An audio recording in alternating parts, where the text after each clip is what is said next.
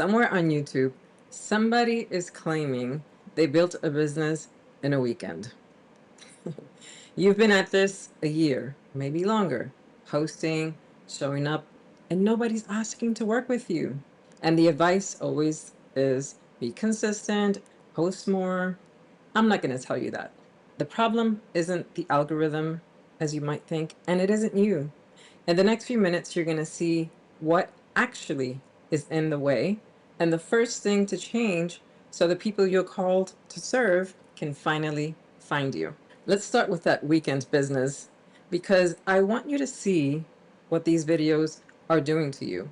So you watch a video, then you take a look down your years when my business started to date memory lane, the content you poured your heart into, your little to zero profit launches, the showing up when nobody seemed to care. And somewhere in your head, a little math problem starts running. They did it in a weekend. I'm at a year, so something must be wrong with me.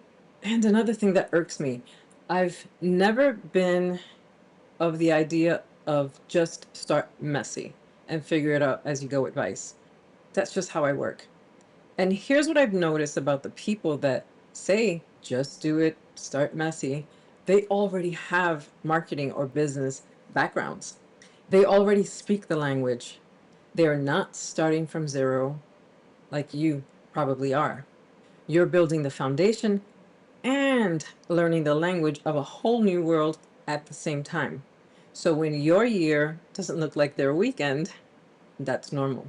That's what building a real foundation looks like. A business that's supposed to outlast you, not trend for a weekend. But here's the thing, the clock only explains slow, it doesn't explain silent. A business on a normal timeline still collects signs of life along the way. A comment, a reply, somebody at your church saying, wait, tell me more about what you do. If you're putting your expert level work out there and getting none of those signs of life, then time isn't your problem. Something else is going on. Something flattening your voice, you, before it reaches the people you're called to serve. So, no, you're not behind, but something is in the way, and it hides in three places. And I'll walk you through all three. And the first one is probably sitting in your drafts folder right now. Hiding place number one, machine. Be honest with me. Have you ever typed into ChatGPT or Claude and gotten something back clean and complete and thought, well, this is better than staring at the blank page. I'll post it anyway. Have you? I get it. I use AI every single day. I'm not here to badmouth it.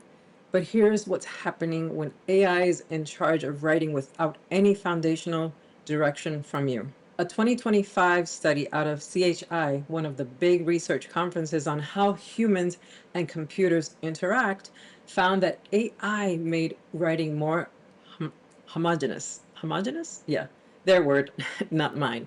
Homogeneous means AI uses the same phrasing, the same structure, same rhythm. So everybody's pretty good post sounds like everybody else's pretty good post. Let me show you what that sounds like.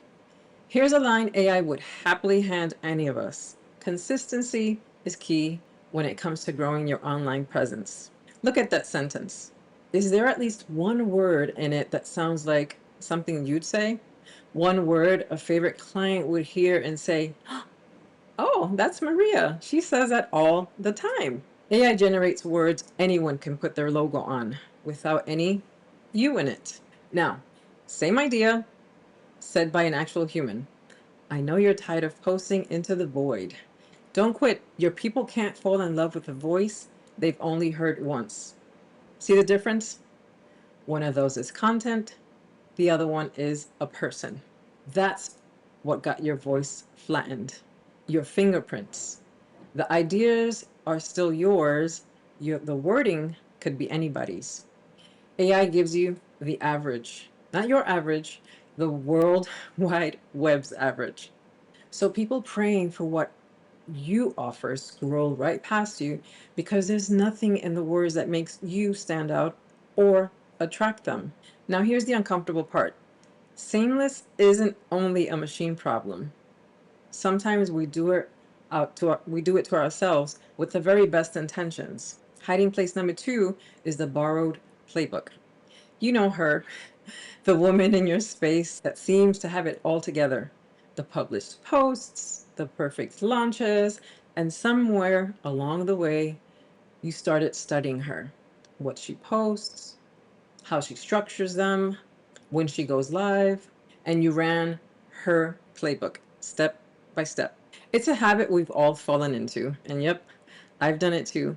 Why reinvent the wheel when clearly it's already rolling? Here's why it keeps not working. That other person has a different set of skills and God given gifts, and you have your own. Her playbook was built on what God gave her personality, her stories, the way she naturally connects with people. When you run it, it's like the concealer everyone's raving about.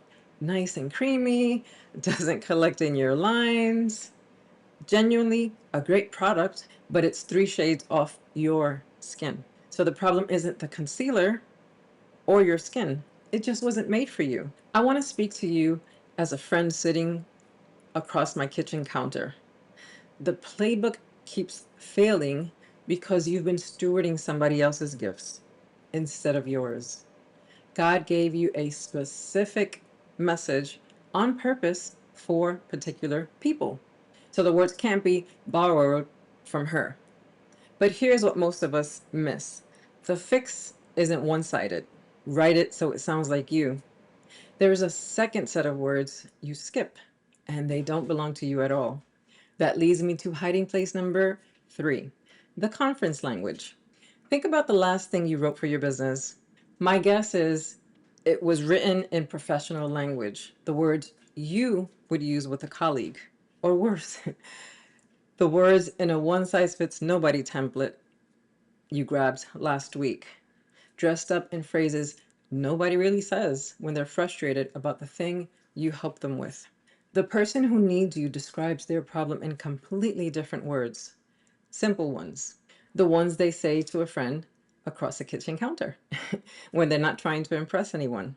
After 20 years carrying brand messages for global companies, here's my read on what's really happening with your content. Your people haven't been rejecting you, they just can't recognize themselves in what you're posting.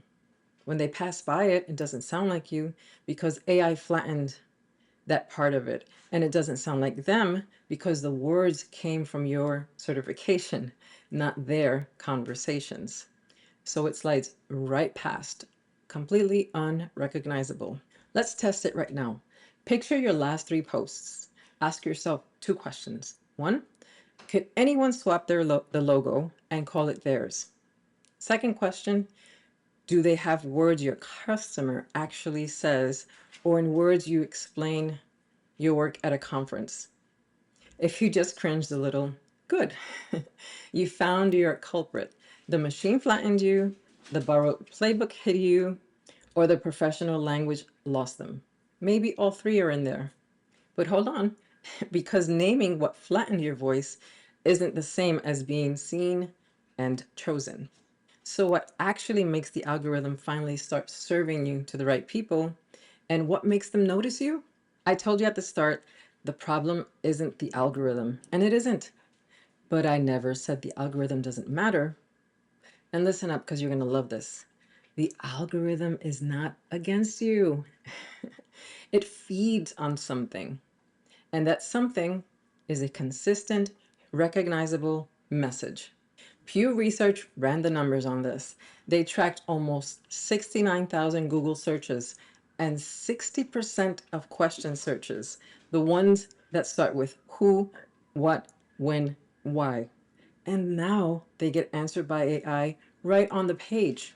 Questions like, why is no one responding to my posts? Now, Pew measured how often AI answers. Being a global brand spokesperson taught me about who it answers with. Whoever's been saying the clear thing consistently in their searcher's own words. Let me say that again from the other side of the table. The game moved in your favor. The clearest, most consistent voice is the one that gets served in 2026. I already watched this work up close long before the internet made it obvious, even before the internet was a thing. Backstage at Fashion Week, cameras at the Grammys and the Oscars, and every single time a camera was in my face, I carried a consistent brand message. That's why those brands are recognized everywhere.